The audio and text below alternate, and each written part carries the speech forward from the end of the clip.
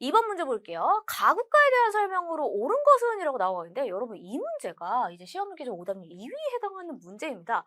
하지만 여러분 이 문제가요. 절대 어려운 문제가 아니에요.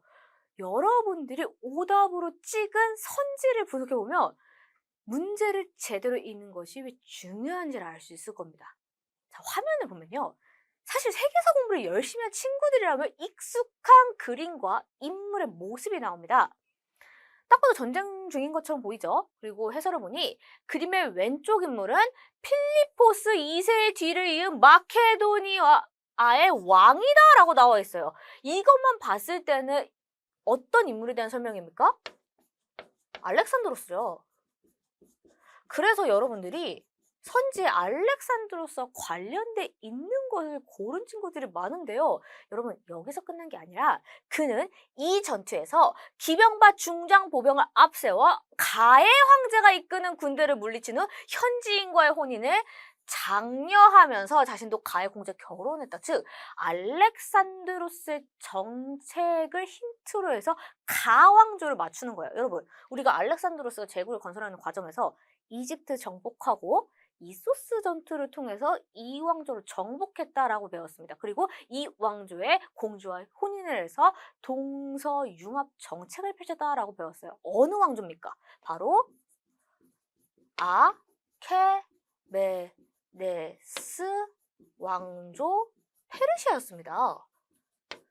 정말 많이 그것도 자주 배웠었죠. 그럼에도 불구하고 우리가 첫 줄만 읽은 나머지 여기 알렉산드로스 딱 나오니까 당연히 이소스 전쟁이 알렉산드로스와 관련된 내용만 찾다 보니 틀린 거예요. 그래서 아케멘스 왕조 페르시아에 대한 설명을 찾으셨어야 합니다.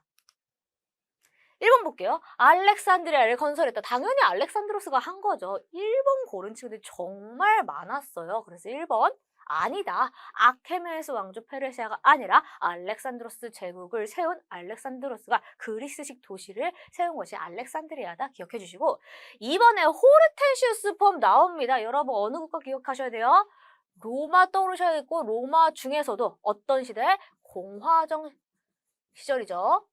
로마 공화정 시절 때 평민들이 신분투쟁을 해서 여러 가지 법을 제정했는데 그 중에서도 호르텐시우스법이 뭡니까? 원론의 의결 없이 평민에 관한 법적 효력을 지닌다라는 거였죠. 관련 없는 선지입니다. 지우시고요.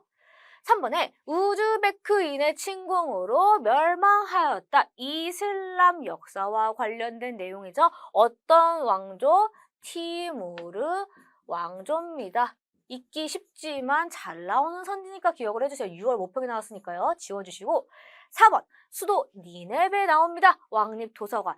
서아시아 역사는 맞지만 니네베가 수도라는 점을 통해서 아시리아와 관련된 설명임을 알 수 있어요. 역시나 지워주셔야겠죠?